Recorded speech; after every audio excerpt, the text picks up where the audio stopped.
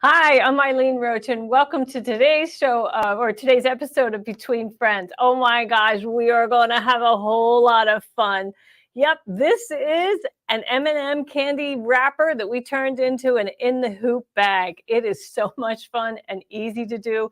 You're going to really enjoy this. But you know, I'm not going to do this by myself. Oh no, I asked two of my good friends and two embroidery experts to join me for today's episode. And so let's go ahead and welcome in Reen Wilcoxson. She's up first from Embroidery Garden. Hi, Reen.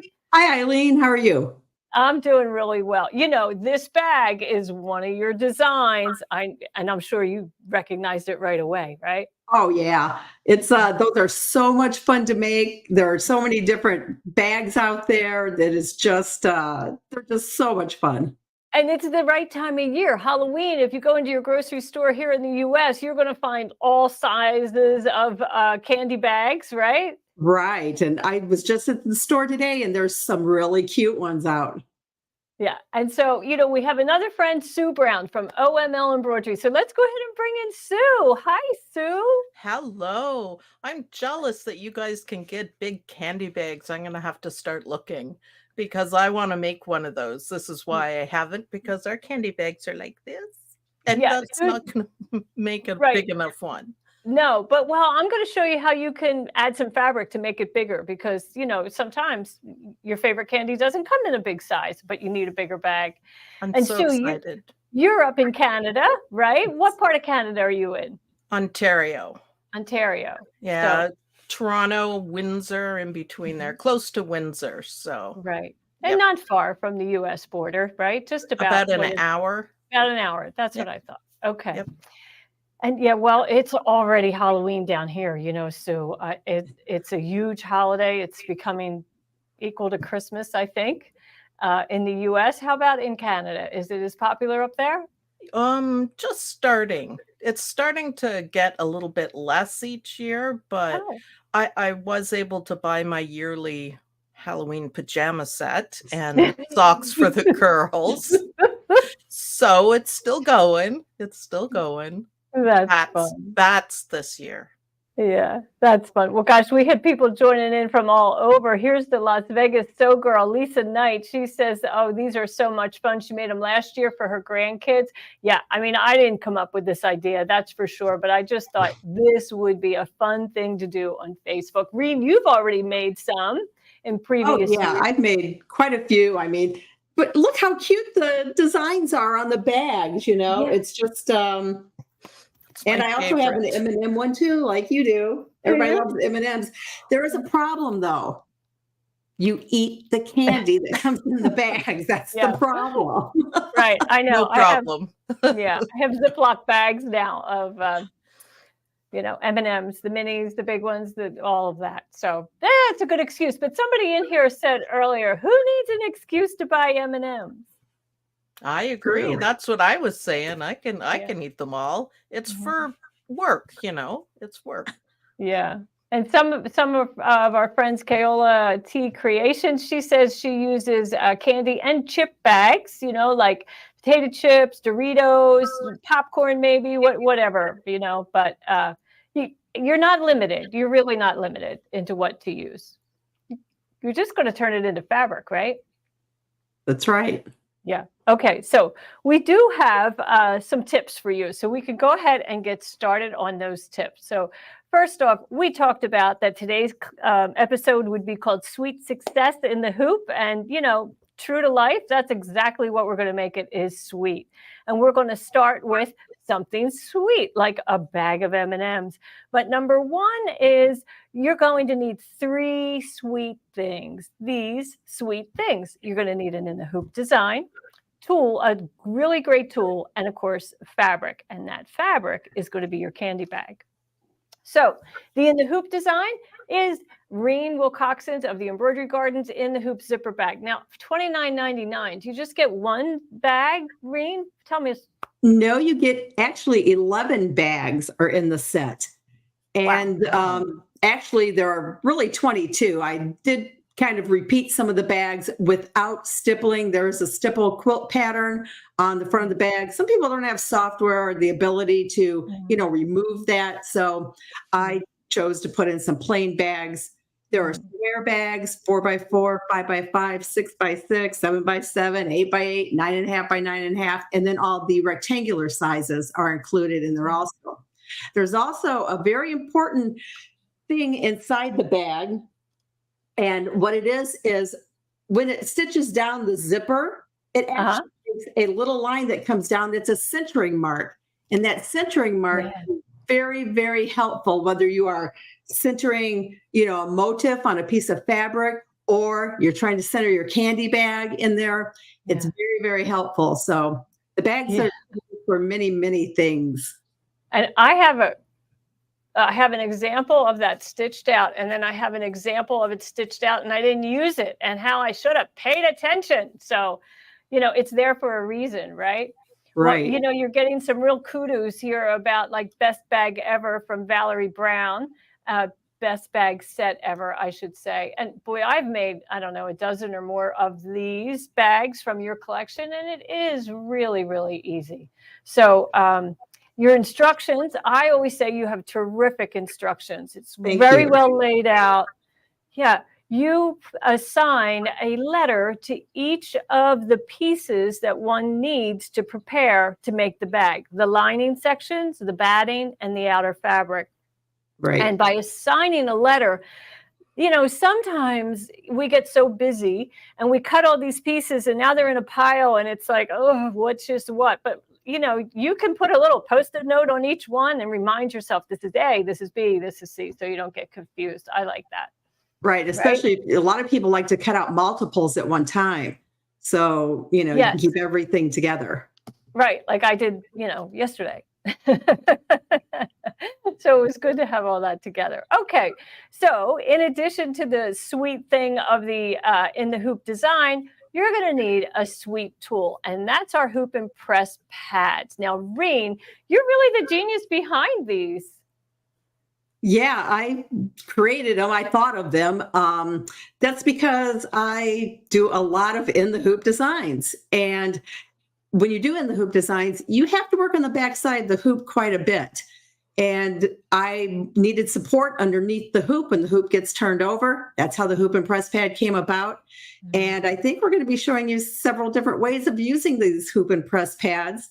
And I'm so glad that Dime, wanted to collaborate with me on these and produce such a great product.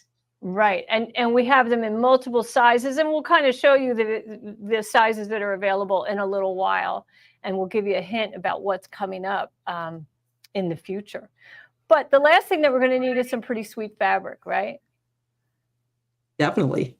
Yeah. Okay. So I'm going to move over to the overhead, and I'm going to cross my fingers that all this works out. Oh, and I just realized that my iron's not on, but I can do that while Reen and Sue chats with everybody, right?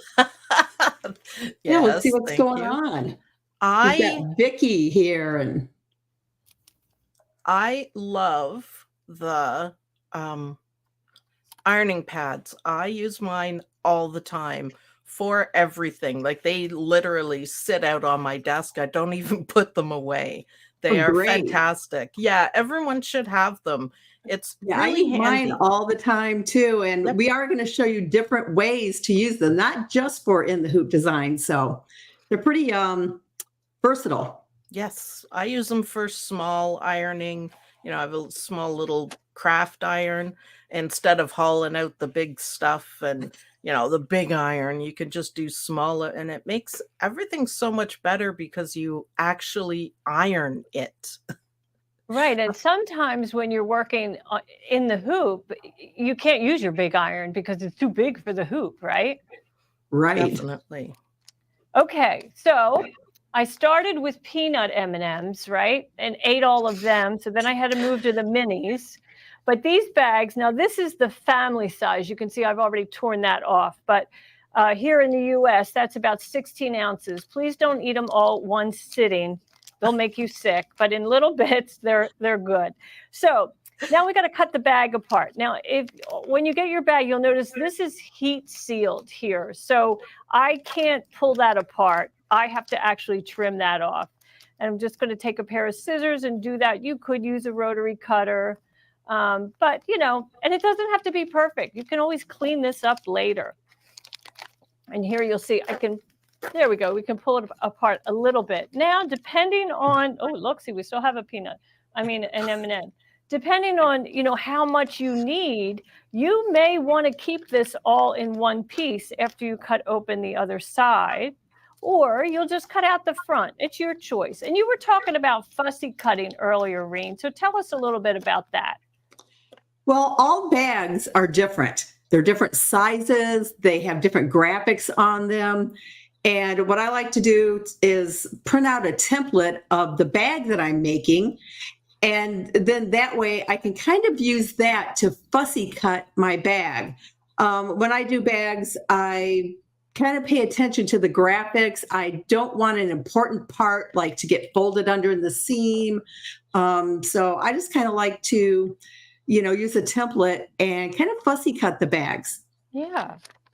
So for my case, I just ripped that. But in my case, the bag I'm going to make is the 8x8, and I actually need a 7-inch in height and 10-inch in width. And so my bag is just not big enough, right? I mean, it covers the front, but there's nothing for seam allowance. So I'm actually going to add some fabric to this and clean up this mess and get out this other tray that has my next steps in it.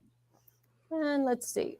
All right. So I have this kind of all sitting here and on a pressing pad so that you can see. So the product that I'm going to use to fuse my fabric and my fabric strips and my M&M bag together is actually called Heat and Bonds Iron-On Vinyl. Now, many of you know this product. You can get this anywhere. Actually, Dime does not sell this. This isn't a product that we sell because, it's a specialty item that you would just use once in a while. And it comes in a 2-yard pack. And I have found I've had this for several years. It's not something that I go through a lot of, but, handy to have in my sewing room. And of course, like many fusible products, it's going to have a protective paper on one side. That's this grid. And then see the shiny side? Well, that's my vinyl.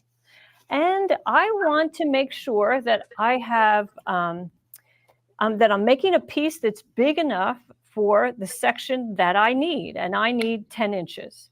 So what I like to do is I put like 2-inch strips and I just line them up at the 1, the 0 and the 10. And then I'm just going to center my bag over that. Now, if I were doing what Reen says to do, I would fold that in half and mark a little crease so that I could really have that center marked and then line up that fold with the 5. And now I know that's going to be wide enough. But the tricky part is you have to remove this protective paper from the vinyl and keep everything in place while you try to adhere it. So I have learned that if I use a little Elmer's glue to attach the M&M bag to the fabric strip, then I'm in good shape. That'll really hold it together. So I'm just going to run a little bead of Elmer's glue. And that walked across the room a couple of minutes ago, but here it is. We got it now. So just a really light bead. Now notice my fabric is right side up. We're not seaming anything. I'm not going to worry about that. And I'm just going to kind of keeping my eye on the 5. And I'm just going to finger press that down. That's all. Kind of like arts and crafts in kindergarten. It's really not difficult. Really not difficult. Another really Skinny little bead. We don't want to oversaturate this at all. Just a little bit. Quick bead. There we go. Now I'll lift this and slide it underneath the M&M bag. Make sure the edge of my fabric is at the 10 because I know my finished size is going to be 10 inches wide. And notice I didn't cut that real clean. Doesn't matter. You know, it's candy, right? We're going to have a lot of fun with that. Okay, so that's set. Now we're going to peel off the vinyl. And, you know, this can be a little tricky because we don't want the vinyl to get stuck on itself. You know, you want to keep it in one flat sheet. You don't want it to fold back over itself. But I will tell you that Reen's instructions of 7 by 10 inch sizing is generous. So, you know, I don't have to be absolutely exact. And in fact, I'm a little short here. I can pick it up and I can rearrange it. I'll just hold on to my base fabric and peel that off, and then take my time and line up that raw edge with kind of the ruler, right? That's right at the top edge. And then lift and roll. I'm going to pull that out and then just smooth that down. And now you do want to smooth it down. You want to get rid of any kind of bubbles that could have occurred. You could even use, you know, like something to score it and just kind of push it. You don't have to do a big fuss about that, really. Okay, now your iron is supposed to be on medium dry heat. And of course, here at Dime, we do everything, you know, super hot, super fast. So I'm sure that's too hot, but we'll just let it cool just for a moment. The key is we're going to protect that vinyl with that protective paper that it came with. And this is very important because if your vinyl touches your iron, you know, you're going to mess up your iron. So just make sure that, you know, you're covering it. Now, I have a Teflon or a pressing sheet underneath, and that's helpful too because sometimes our vinyl sticks out beyond the fabric underneath. Okay, and then we start to press, and we press 8 seconds, you know, on each area. And then we flip it over and do 4 seconds on each side. So I'm probably going to do a little bit of this. I'm not going to do the full 8. Now, what happens if your iron is too hot? Well, if it's too hot, you're going to see some bubbling on the M&M wrapper. But I learned that if that occurs, it relaxes. It, you know, it kind of goes away. And you're going to quilt it with Reen's beautiful collection, and you're not going to have any problem. So I'm probably not supposed to be moving the iron. I'm probably supposed to be just pressing it 8 seconds each location, but we're not going to waste all that time here on this live broadcast. Now it's, you know, a little warm, so I'll let it cool for a minute, and I'm going to remove that protective paper, and then there's my fabric, and it is ready to be inserted into a bag. Isn't that fun? Love it. I love it. That's even if you do get a bubble in there, you know, that stippling is going to cover that up. Yeah. No one will notice. Right. Let me find the finished bag.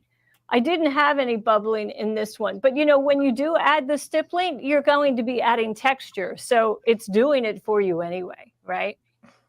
Yeah, it's pretty fun. Okay, so now what? Now we got to figure out, we got to get it into a bag, but isn't that fun? Oh my goodness. And you know, now you have the back of the bag. You could use that on the back, you know, of the bag if you wanted. Cut away the calorie side. You don't need that reminder. Just remove that. Right, Reen? That's right. Nobody needs to know that. Nobody needs to know that. Okay, let's go ahead and move this out of the way.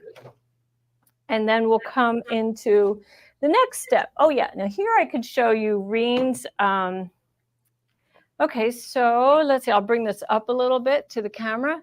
So you can see her stitching that attaches the zipper to the stabilizer. And here's her little center mark, right? It's just a little two-stitch bump out, and that's telling you where you would find the center of your fabric, so that if you had a monogram or a print, that it would be absolutely centered.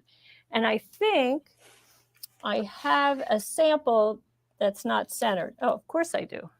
Okay. Of course I do. Yeah, so here you can see, look at here's the outline. Here, let me turn it this way so you can get a better look. Here's the outline of the bag. It's in about, a half inch of red fabric. And on this side, the outline of the bag is just in the M&M fabric. So I didn't pay attention when I was doing this and center my M&M. And I could have. There's definitely enough fabric to do so. So don't do as I do, right? Do as Reen says. Okay. So what do we have next? Oh, I have another whole one that, where is that? I have another whole one that's in the bag and stitched through 5 and 6. Okay, Reen, let's just chat a little bit. Where's that? Isn't that crazy? So has anyone made these bags, like a candy bag like this? Caroline says you could always add a name on that side, and that would balance it out. That's a good idea. Oh, very good. Yes, idea. I could have done that. Yeah, and actually I'm at a point right now where I could still do that, right? I guess that is my one. Yeah. Claire's asking about the stabilizer, and I believe it's just Dime's no-show mesh, like a cutaway type stabilizer. Right. That's what I use is the no-show mesh. That's what's hooped here. And, it's a cutaway stabilizer, so it's going to remain in there permanently. And it's got enough body that it's going to provide a strong enough surface for you to do all of this construction in the hoop. And yet it's lightweight, really, really lightweight. You can see how, it's almost translucent and it's really nice in your hand. So it's not going to add any stiffness to the bag. So Reen, here let's go ahead and take a look at this stitch out, right? So we have our hoop, our stabilizers hooped, and I've stitched color 1. So I'll flip this over so folks can see, is the outline of the zipper. And then you teach us to lay down the zipper and tape it right in place. Right. Yeah, it might be a good idea to do that. Sure, that zipper is right side up. Yep. Yours is. Mm-hmm. Yeah, so here I'll open it so you can see that this is the right side of the zipper. And then the next step is we're going to place our hoop and press pad on the table and take the lining, right? Right. Okay. So this is the first time that the hoop and press pad comes in on this project, and you're going to put the lining, and the instructions tell you exactly where it goes, and to place the lining right side down. And the hoop and press pad, what it's going to do is when Eileen goes to tape that lining down, you're going to really be able to press really hard on your tape to get it to adhere well. Right. Absolutely. Because it doesn't matter what kind of tape you use, it has to stick to work. Yes, and I've already here, I'm going to flip hoops here so that you can see I've already moved beyond that phase. And I do have, my first piece of lining in place, and it is stitched down. And then it was time to add the second piece and stitch that down. And this is exactly when Reen is telling you can use the tape. I have tape on both ends, and I can press, finger press right into that area so that it stays there. And then when I go to the machine, it's going to stitch this line of stitching and adhere both the front outer fabric and the lining in the back. And now I would add my my batting there, right, Reen? Well, what you really want to do, Eileen, is go back to the back side of the hoop, because you want to make sure that you use your hoop and press pad when you fold that lining piece over to press it right now. Oh, that's exactly the step that we need to do next. So let me pull off my tape because I don't want to get that tape on the iron. So, it was handy when we needed it, but it's always good to remove it before you start to iron. And I'm just going to open that up a little bit, make sure it's nice and smooth, and then take my iron and press that. And I'm pressing away from the fold. And I'm Right. on And both it's sides. now it's really pressing this fold down nice and flat. So your lining is going to lay really nice and flat on the inside of the bag. You know, if you were sewing this bag just on a sewing machine, you would stop after every step and press. Right. So the hoop and press pad is allowing you to press just how you would if you were machine sewing it while you were in the hoop. Exactly. And, you know, the precision of the embroidery machine allows you to get really perfectly straight seams. You don't have to worry about feeding the fabric in, using a zipper foot. Your embroidery foot does all the work. So, but I'm going to trim the stabilizer, right, Reen? Right. That would be the next step, because behind that little strip of stabilizer is the zipper. So when the bag is completely done, you want to be able to get in, you know, inside from the zipper. So you kind of need to take that little bit of stabilizer out from behind. And the hoop and press pad helps with this because it provides the support underneath the hoop so that, you know, people have a tendency to take the point of those scissors and just stick it down in this area, and sometimes you cut your zipper, and that's not what you want to do. So the hoop and press pad kind of gives you that support, so you kind of know where you're at with your scissors, and you can trim it out like you need to. It's so nice. So I just want to show our friends here that this is the edge of the bag. So I don't have to eliminate this stabilizer. I could maybe take out just a little more, but it's not really necessary. That's going to be in the seam allowance, right? Right. So it's not going to interfere with the zipper pull itself. And then I'm going to flip this over so that they can really see. I'll open up the zipper so they can take a look at that and see how that works. It's so fun. Okay, so look at that. Now you can see all the way through, you know, to the hoop and press pad underneath, or your hand. We really have opened that up. Now, I mean, you know, you could do it at the end of the design when it's finished, but it's so much harder to do then. It is so much harder. That's why you want to do it now. Yeah. Okay, so now we have, you know, our linings on the back, and now we're going to press this. We don't want to touch our iron to our M&M bag. That's vinyl now, remember? So you have lots of options. You have that protective paper that came with it. You could use a Teflon pressing sheet. You could use parchment paper. You just want to protect that candy wrapper so that the tip of your iron isn't going to touch it. And you're just going to run your iron along that fold so it's nice and flat. And then I think the next thing we do is go back. And what happens next, Reen? Okay, well, you're at the point now where you want to unzip your zipper halfway. Mm-hmm. We've been there, done that, right, Sue? Oh, I have more than once, for sure. Forget to undo your zipper. Well, then next comes the piece that is actually going to form the back side of the bag. It goes on top of the hoop, and it goes right side down. The outer bag, right? Right. This is the back side of the bag when it's finished. Okay. And so, and I would tape it if you want. Sometimes I do, sometimes I don't. Yeah. And then your batting would go on top of that. Okay.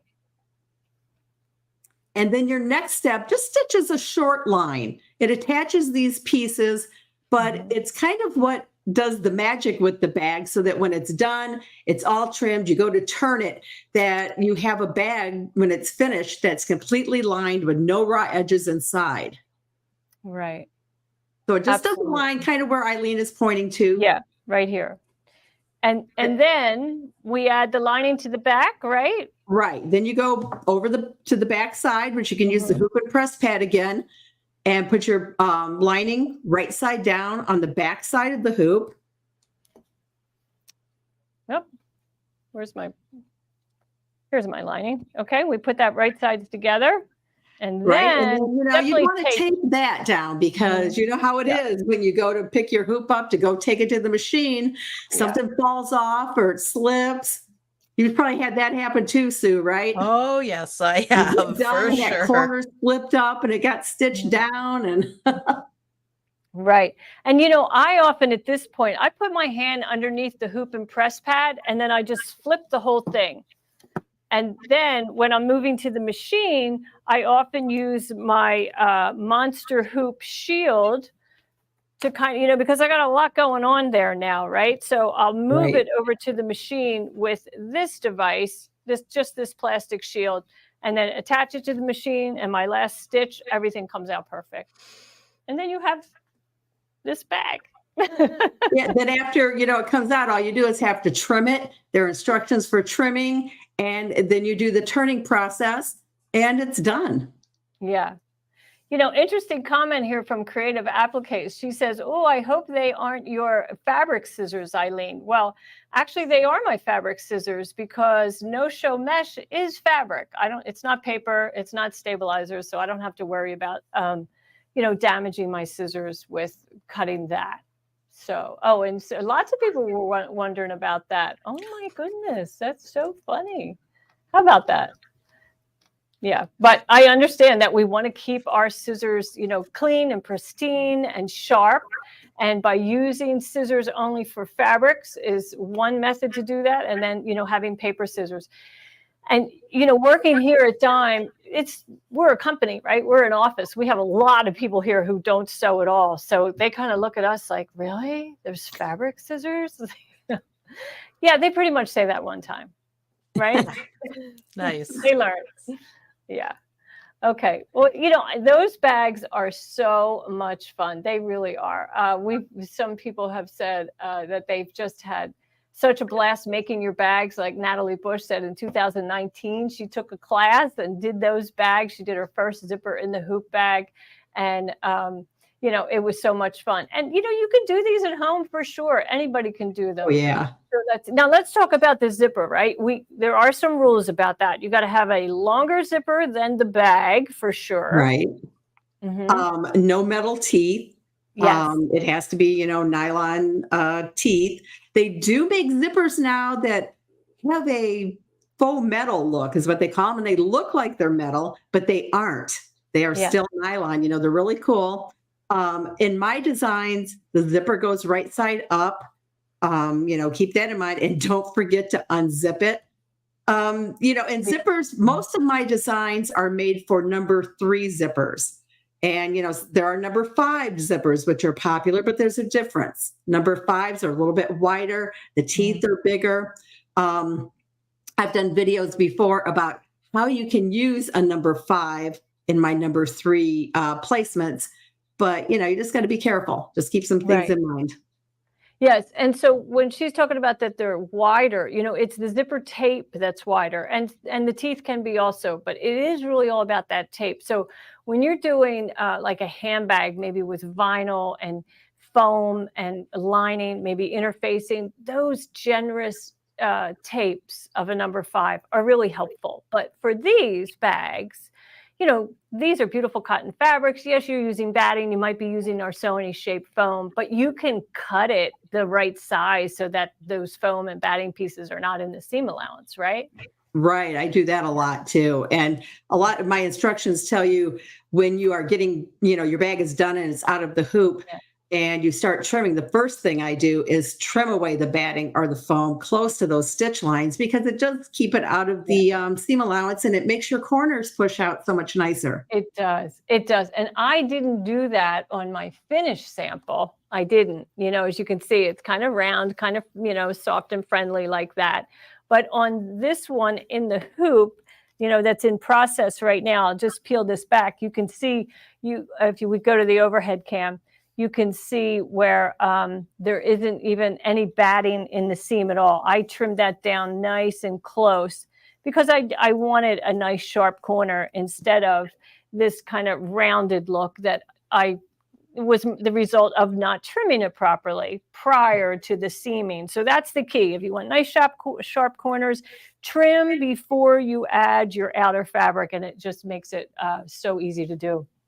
So our friend Joanne Banco over at Let's Go Sew says that it's really fun to make a quilted candy bag filled with a bag of the real thing, like someone's favorite candy.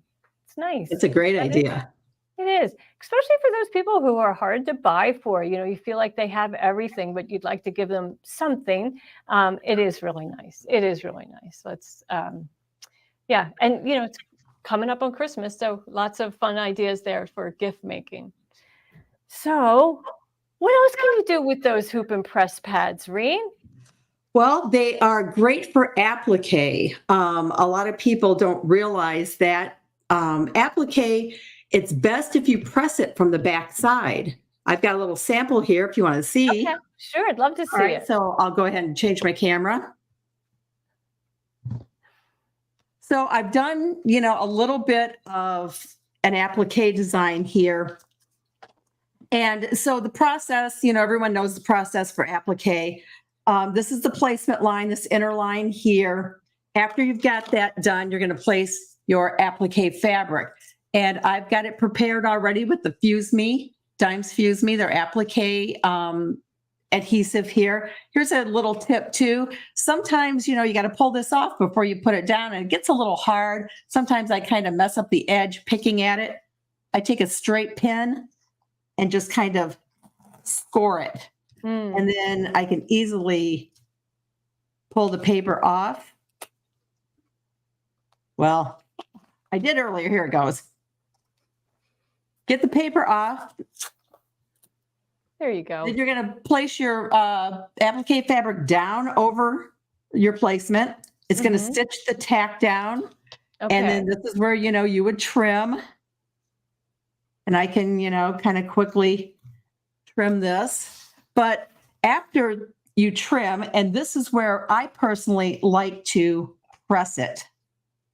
And just get that. We can pretend that I cut out the center here. Or I can go ahead and get it cut out. But after this is all cut, you've trimmed everything. This is when I want to press. I don't know how many of you have ever done a large applique and you get it all done, you get your satin stitch done, and you've got a big pucker in it. That's happened to me before. Sure, it's probably happened to some other people. Absolutely. The fabric just kind of, snow plows toward the stitching and leaves a bubble that's very undesirable, right? Right. So this is the time now that I like to press.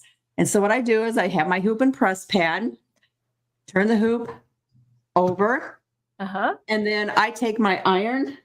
Mine isn't on right now, but then I just, press it.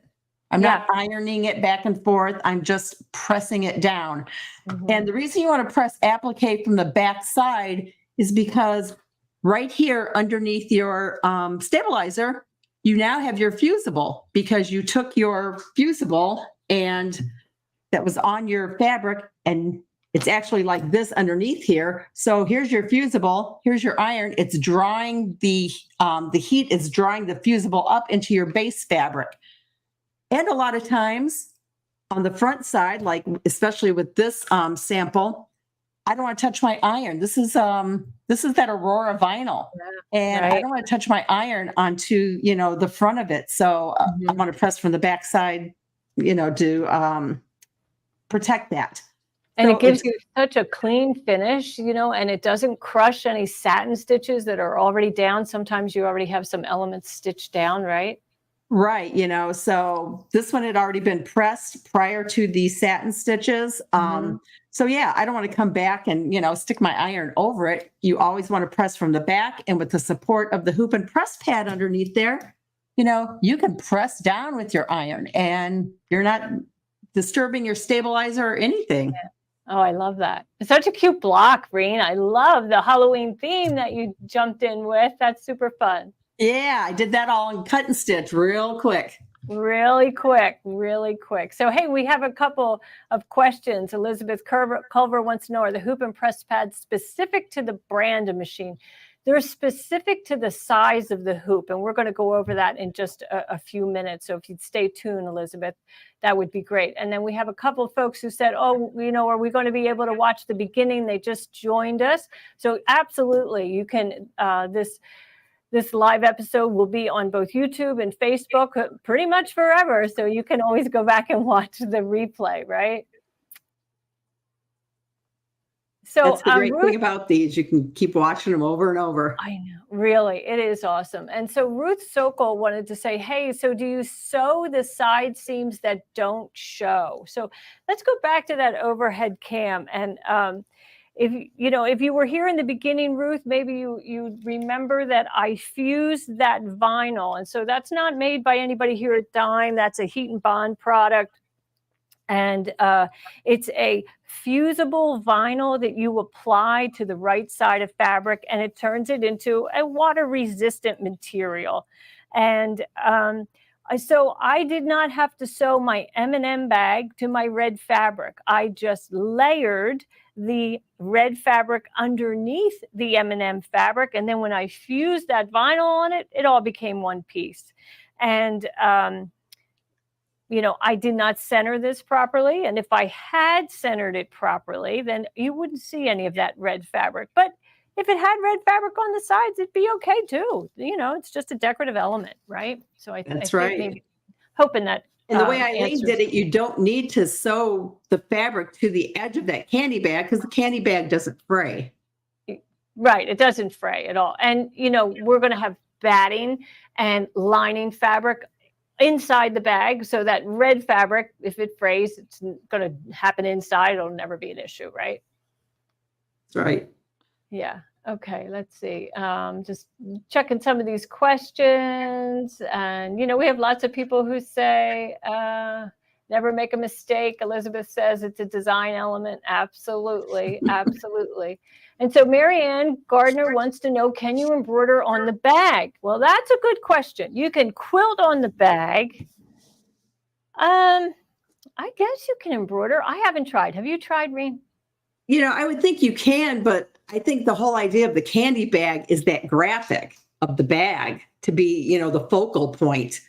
I don't think you'd really want to heavily quilt on the bag. That's why that stipple is good, because, it's a nice kind of wide, I guess you want to call it stipple. It's open areas. You just want a little bit, there.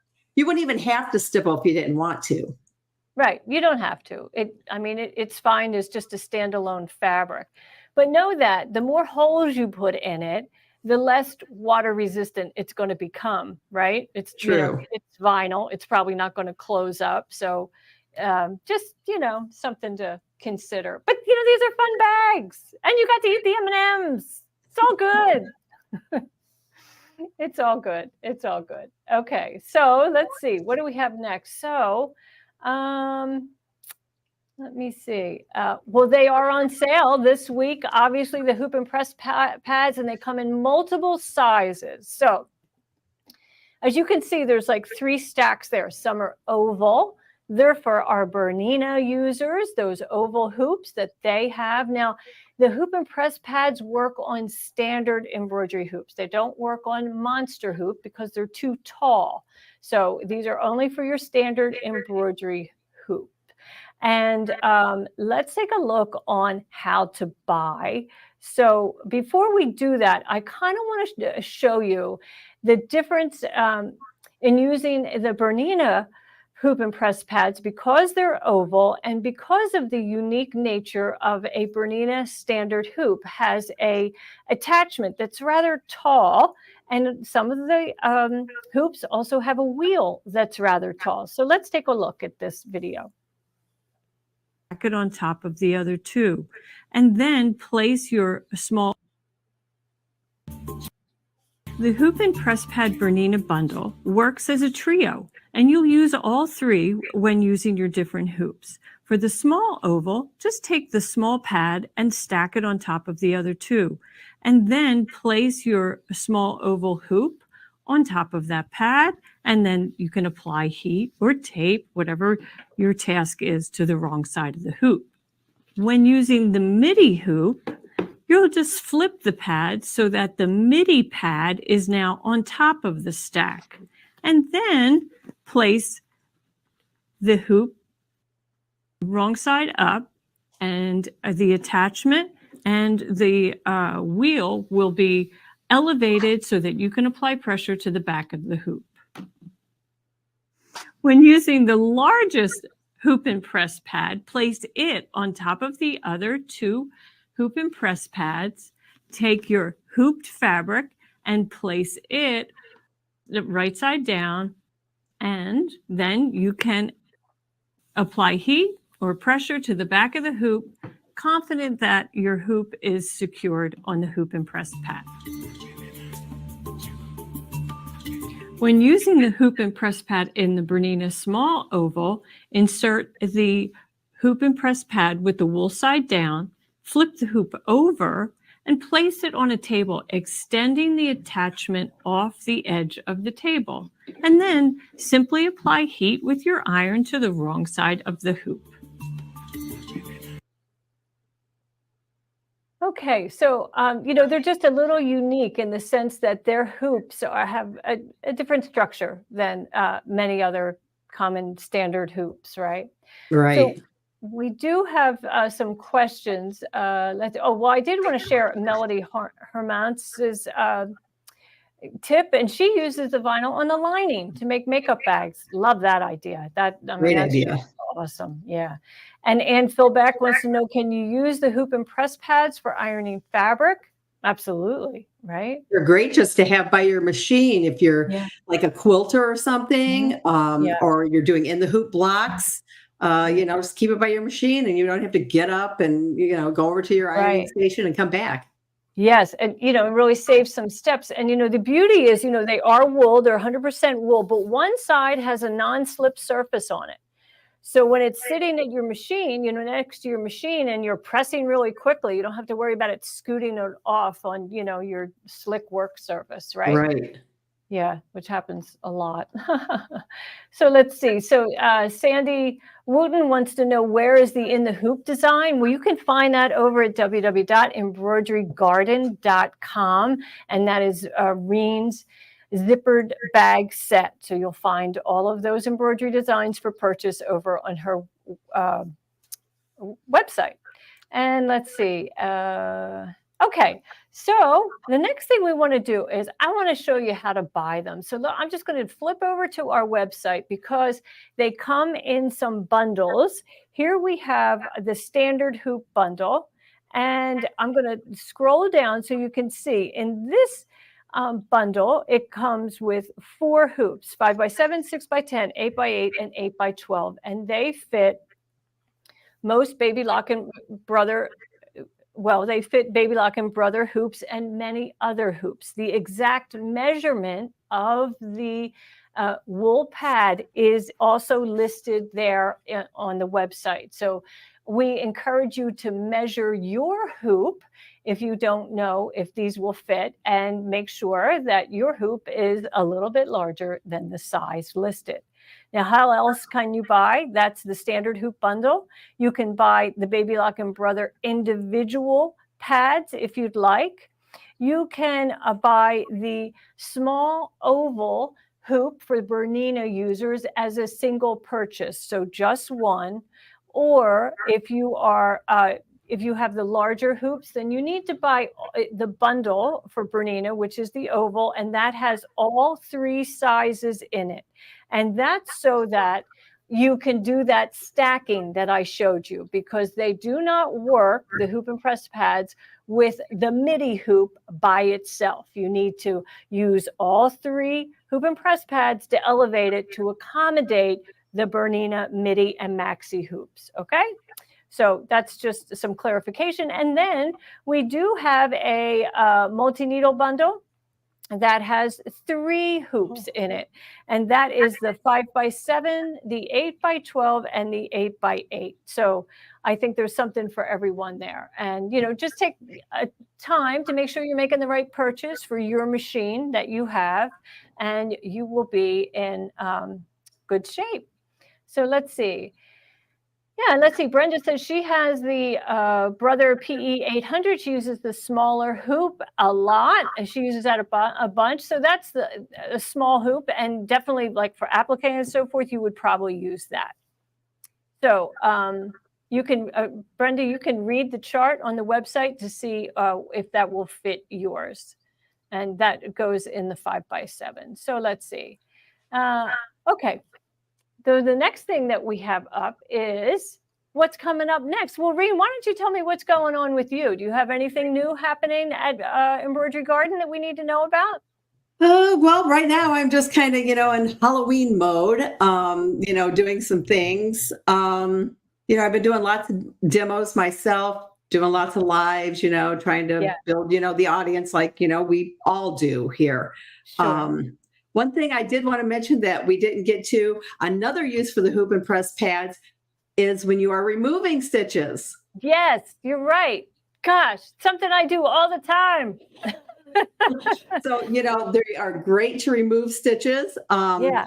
If we have time, I can show it. Love Okay, that. so, Yeah. Dime has the stitch ripper. It's really handy if, you have to remove those stitches, and sometimes you do. It comes with a wide blade and it comes with a skinnier, narrow blade, and they have uses. So I just kind of stitched something and I stitched it on my multi-needle machine. And I'm just going to show you how to take some of this out. This is one of the pads. This is the 5x7 hoop and press pad for the multi-needle machine. So it's always a good idea to remove stitches from the back side. Reason being, you don't want to take a chance of damaging your fabric on the front side. So, always remove stitches from the back side.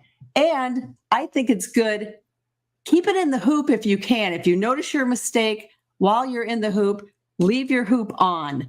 If you've taken it out of the hoop, go ahead and still put it over your hoop and press pad, because it's going to give you some support underneath there to kind of press down, because you need to press down a little bit. So you're going to work from the back side.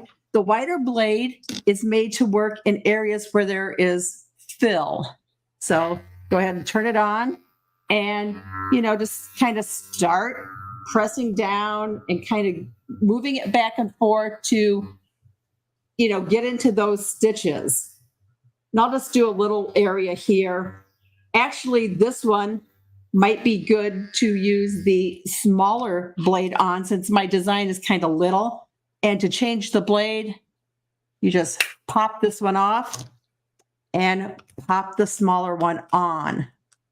Let me get it in there and then just pop it on. The smaller one too is great for column stitches, which are your satin stitches and those other type of stitches like that. And you can take the blade and just put it right down the center of those stitches and just kind of work it around a little bit. I'll just do a little bit here. But you've got that hoop and press pad underneath there, so I can press down and really, to remove those stitches and get them out. And then from the front side, take your fingernail or a pin or something, and then you can see how those stitches just start to come out. Yeah, and you're still hooped, Reen. So, once you get that ripped out, you can then correct your mistake, right? If you wanted to say That's something why, else. I always, and then here's, the fill stitches will start to come out too. That's why if I always check before I remove my hoop, just in case there is something wrong, because I do find that it's better to take it out while it's in the hoop, like you said, because now let's say this was a color mistake. I needed to put a different color in. Then everything is still lined up and I can go ahead and restitch it. That's great. It is really great. And I noticed like you're in the hoop, so you really haven't made any changes. But if you are out of the hoop, most certainly don't remove the stabilizer. Even if it's a tearaway, don't remove it during the stitch removal, because that's protecting your fabric from the wrong side. And as you operate the stitch ripper, you could slide off of the satin column or the fill, and you don't want to put a gash into your fabric, right? Right. And like I said, always remove stitches from the back side. You're tempted to go to that front side, but if you're working on somebody's jacket or something and you rip it, you don't want to have to replace that. So always work from the back side, and that hoop and press pad, you can see I was pressing down with the stitch ripper tool. It gives you that support again. That's what the hoop and press pads are all about. It's, the support they give you. Absolutely. Absolutely. So, Sue, I imagine, has the stitch ripper ever saved the day for you? Oh, yes, of course it has. Spelling a name wrong is something I have often done. And it's just so much easier when you can just, it's gone. I never did that. Right. And why is it like I don't notice the mistake, the misspelling until it's stitched? I know. I do the same thing. Right. It's because we're always trying to do so many things Yeah. together, at the same time that you miss it. And then you look and go, oh no. Yeah. But with the Ripper, you can fix it. Yeah, you can fix it. Yes, super easy. Super easy. Even tiny little satin stitches. I'm always amazed at it. I look at a problem and I'm like, oh, I should just chuck it. 5 minutes with a stitch ripper and I'm back into business. So it's really not that bad. Yeah. It's a lifesaver. It is a lifesaver. Okay. So recently I was on Facebook and I saw this fabulous comment about Ashley Jones. I know you ladies both know Ashley Jones. She's our software wizard here at Dime, and she runs all of our education events. And she will be back on Facebook Live on October 3rd at 1 o'clock. That's a Tuesday, next Tuesday. And she's going to be doing part 3 of Perfect Embroidery Pro. And the comment that I saw from one of the viewers was that this woman said, Ashley, I have had Perfect Embroidery Pro for 5 years, and I had no idea I could do everything that you showed in that 40-minute program. So it's worth watching these lives, right, Reen? We're all learning from each other all the time. That's right. And, I watch Ashley and, because I have Dimes. Well, I have quite a few of your software programs. And I never would be able to do what I do and learn what I learned without, Ashley's help. Absolutely. It's really, and here's Ellen Buck saying, Ashley is awesome. She sure is. She, shares all of her knowledge, which I love. And I think that's important. Here at Dime, that's kind of my motto too. What good is it if I just keep it to myself? So I'm happy to see that Ashley feels the same way and she shares all of her knowledge. So if you'd like to be notified as to when the next live session is happening, this is how you do it. In this video, we'll show you how to subscribe to a YouTube channel and follow a Facebook page through your phone. Let's start with YouTube. First, open your YouTube app on your phone. Once you're on your home page, search for the Designs in Machine Embroidery in the search bar at the top of the screen. Click on it and go to the channel page. Once on the channel page, click the subscribe button. And that's it. You're now subscribed to the channel. Now, let's move on to Facebook. First, open your Facebook app. Once on your home page, search for Designs in Machine Embroidery in the search bar at the top of the screen. Once on the profile page, click the 3 dots and select the follow button. And that's it. You're now following the page. Thanks for watching. Oh, that's awesome. Next week, not September 28th, that's today, my apologies. But next week is October 5th, which is the beginning of Monster Week, Monster Month here at Dime. And we are going to be having a monster of a time in our hoop, believe me, all month long. How fun is that, right? I love it. I love it. Isn't it adorable? I did not think to make this myself. This is my good friend, Gloria Cardoza, who many of you met a couple weeks ago, and she's going to be back in 2 weeks. But this is her creation, and I love it. So we're going to be doing lots of monster hooping through the whole month of October. And so you also know that hoops will be going on sale that month, right? So, nice. And gosh, there's a whole lot in store, I'll tell you. But, Sue Brown, we love having you here, that you came for the whole program today. Thank you so much for all your time. But I know you're really interested in the On the House that we're going to reveal in a moment. And you're going to teach a sew-along on Saturday, right? Saturday at 10 a.m. Eastern Standard Time. It's the best time of the week. We all have a great time. And we learn something, too. And we love On the House. And where are they going to find you? On YouTube, on the OML channel, right? Yes, YouTube, OML channel. If you subscribe to the channel, you get a notification when it's starting and you won't miss anything. But they're always there for you to watch. Great. That's awesome. So let's see what all of you have been stitching, because we found some new On the House projects that you've done. So let's take a look.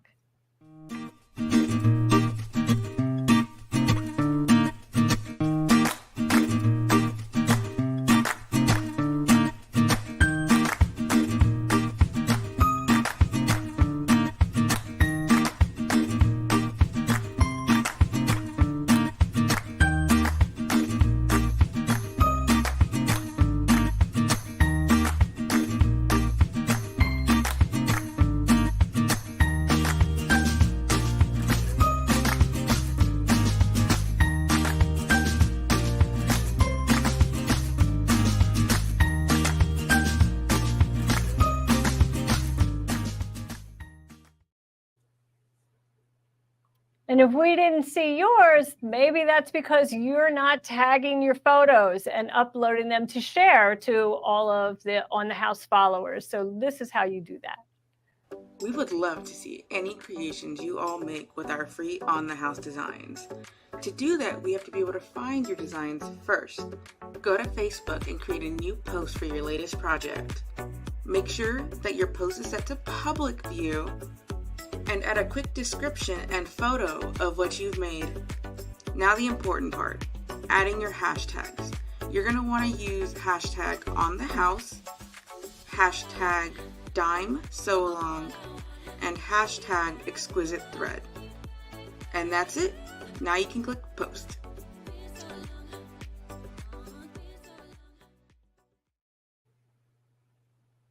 Here is our September On the House project. It is wow. Spooky. I know, it's a lot, right, Sue? Oh, I love it. I love it. Yeah, it's I love fun. it. So we have some hair that's sticking out of the witch's face, and we have some great eyes, and we have bubbles over the cauldron. Now, the hat and the cauldron were free designs earlier this month for On the House. So, but you'll get them all again in this new fashion. So let's take a look at how you put this project together. And that is, you're going to start with 3 embroidery designs. The cauldron and the witch face all fit in the 5x7 hoop. Now the spooky header is a little larger, and that fits in a 6x10. We used our brand new Color Play collection, which is this beautiful, we call this Transylvania, and it features the medley variegated thread of Halloween. And the colors that make it up are steel wool, erin green, cayenne pepper, and orchid. So you're going to find really bright, fun Halloween colors. They look fabulous on black fabric. That gray even pops off the back. So that's a lot of fun. And next, the thing that you're going to do next is, well, I did the cauldron first, and then I set him aside, and then I hooped my fabric. Now you can do all of this with 1 orange fat quarter of fabric. Now a fat quarter of fabric is 18 by 24 inches, and then you'll need backing fabric the same size. So that's all you need. But I used also, Sue, our Wicked Wonder Kit. Now you have that, I think, right? I do. I love it. I'm sorry. I'll stay calm. I love it. Oh, no, it's okay. And so that lime green that you see there is the Aurora HTV. Now you could use green fabric if you wanted. You don't have to use that. And the first thing it's going to do is stitch the quilting designs, and you'll stitch that in orange, maybe, if that's your choice, like I did. And then it'll do a placement guide for the applique, and then you'll lay down the Aurora. Now, notice I did not trim the Aurora above the head or below the head. Those sections are going to be captured in the hat, and they're also going to be captured in the seam after everything's complete. So just leave them as is. And then next thing that you're going to do is, well, we're going to stitch a tack down, and I guess we're ready to play that video, right? I'll let our director do that since she knows what she's doing. Okay, so it is stitching a line of stitching, and then I took a piece of tulle about 10 inches, scrunched it up, and just taped it in place over that placement guide. Stitch the next color, which is a tack down, and it's okay to stitch right on that Scotch tape. It's not going to harm it. And depending on how well you landed all those stitches, you can leave the tape there, or you could tear it off. And then next up is to add the flock. This is the black flock. This is also an HTV Caesar product. And you know, HTV is an abbreviation for heat transfer vinyl. And now I used a little of the glitter vinyl, the HTV glitter from Caesar, for that band in that pretty purple color. Yeah. And, you know, pretty soon you're going to be done, and that pops out of the hoop. Super easy, right? Isn't it cute? Love it. Adorable. Yeah, really a lot of fun. Okay, and once it's done, you know, the strip flock is so fun, and the glitter, because you could just tear it away after the satin stitches stitch. And now the Aurora, you do have to trim. But here we go. See, look, we're going to just pull that off. Oh, that's so fun. It's kind of like popping bubble wrap, right? Now, to trim the hair, you kind of want to make it a little bit more manageable. So I took my scissors and sliced into it to turn that tool into strands of hair. And you can spend some time kind of crinkling it up, making it look as gnarly as you'd like, and then trim the bottom. You don't have to use black tulle. You could use white, you could use silver, you could use orange, you can use whatever you'd like. So that's up to you. And once it's done, you're then going to trim your blocks with a 1/4 inch seam allowance. So you're going to put that the 1/4 inch mark of a quilter's ruler on the quilting on the outside edge and trim. And then you'll sew a 1 inch wide strip of cotton fabric to the right edge of the cauldron. And then you'll piece the witch face to that strip. Now we have our bottom is pieced together. That's our bottom unit. We'll add a strip at the top, same size, 1 inch at the top. And at the bottom, it's also 1 inch, but now we've turned it under to finish that bottom edge and just edge stitched. So I'm just going to jump in here and answer Lisa's question. She says, could you use yarn? Lisa, you probably could use yarn as long as you're able to manage the top of the strands so they're caught in that tack down. Now, it's pretty narrow. It's only about 1 inch wide. So what you might want to do is take your strands of yarn and put them on a piece of Scotch tape, right? And then place that on the fabric. That would probably work. Yeah. Okay. And so let's see. Star Raymond says, she has purple tulle. Purple hair would be fun. You bet. Mm-hmm. Okay, so back to the instructions. Once we have that done, then we're going to piece it to the top, the spooky header. Now, don't trim the spooky header before piecing. Just leave it out there because you want that arch. You want to be able to have enough seam allowance around the arch. So just don't trim. I did trim my batting, but that wasn't necessary, to be honest with you. So what you see here is the traced arch pattern because I want it to fit over my stand. So it's an absolute arch that does fit over that. And the arch is in the download. So that works. So let's see. Then what happens after that? You sew it, 1/4 inch seam allowance all the way around. Of course, you're sewing it to the back side of the fabric, right? The backing. Right sides together, and then turn it, and you have your finished on the house project. So it'll be fun. I'll be interested to see what part you choose to stitch on Saturday. So I'm gonna pick the hardest or something that we haven't done. So maybe even the piecing between the two. Oh, good. Yeah.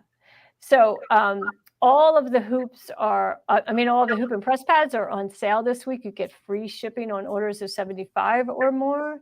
So I hope you'll take advantage of that. And let's see, Lori Capizzi wants to know, is the HGTV, I think you mean the heat transfer vinyl, is it machine washable and dryer?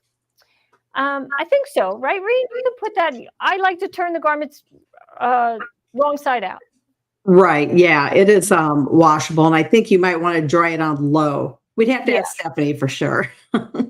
Right. Stephanie Young from Caesar. But, those instructions would be on Caesar's website or their app. They have an app for Caesar, which is the brand of heat transfer vinyl that we use here at Dime.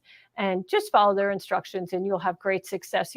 Lots of the garments you see in ready wear and that you purchase have that very same HTV on it. And you are probably laundering that and putting it in the dryer, and without even thinking about it, right? Definitely. Yeah, absolutely. Well, goodness, ladies, this was really fun today. It was so nice to have you both here. Thank you for having me. Thanks a lot, Eileen. It's always a pleasure to be on with you. Oh, absolutely. Especially since it's the end of the month already. Yeah. Oh, my goodness. 1 month closer to Halloween. That's what I say. That's awesome. Sue Brown's favorite holiday, right? Halloween. It is. Absolutely. Okay. Well, thank you everyone for joining us today. And if you missed any of it, rewatch the program. It'll be here for you. Have a great weekend. Thank you. Bye.